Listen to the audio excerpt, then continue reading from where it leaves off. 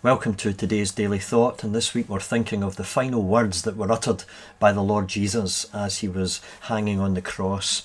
Yesterday it was a word of forgiveness. Today it is a word of hope, a word of promise. The Bible tells us that when Jesus was crucified, there were two other criminals there with him, one crucified on either side of him.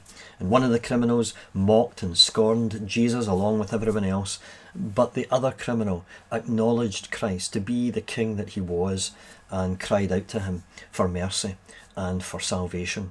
Luke chapter 23 tells us this, that one of the criminals who were hanged railed at Jesus and said, "Are you not the Christ? Save yourself and us." But the other rebuked him, saying, "Do you not fear God, since you are under the same sentence of condemnation? And we indeed justly, for we are receiving the due reward of our deeds, but this man has done nothing wrong." And he said, "Jesus, remember me when you come into your kingdom." And he said to him, "Truly I say to you, today you will be with me in paradise." And I think it is amazing to see that even as Jesus hangs in pain in the last hours of his life, he still listens to the plea of a sinner and reaches out to rescue him. And what is it about this criminal? First of all, he feared God. "Don't you fear God?" he said to the other criminal, mocking Jesus. Clearly he did. And perhaps impending death and the prospect of eternity brought that fear of God very real, and that can do that for people. Secondly, he was honest about his own sins. We are receiving the due reward of our deeds. We deserve this death. We know the kind of men that we are.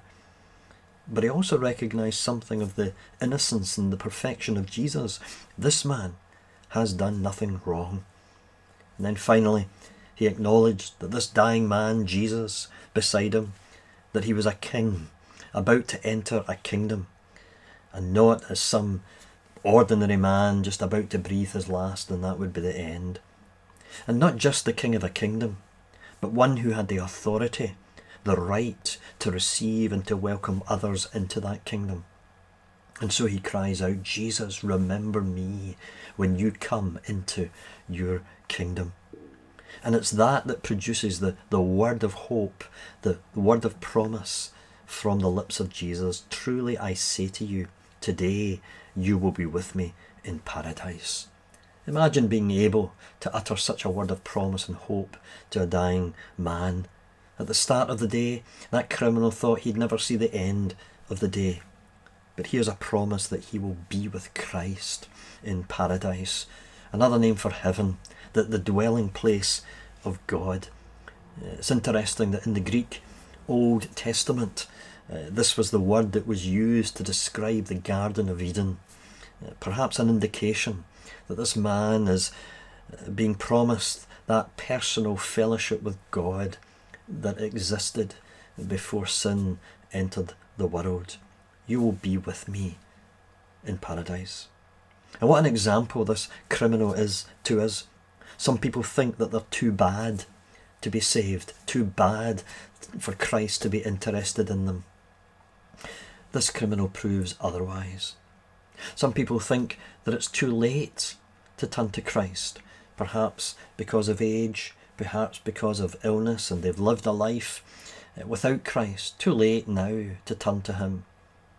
This criminal proves otherwise, that it's never too late to reach out to Christ. And some people believe that the salvation that the Bible talks about it's too difficult. It's about rules that you have to follow and ceremonies that you have to observe, and I could never do that. And this criminal proves otherwise. That what it involves is a recognition of your sin, a recognition of your need, and the acknowledgement that Christ is the King of God's eternal kingdom, and that he alone has the power and the right to welcome you to be with him. So may you take hold of this word of promise, this word of hope for yourself today.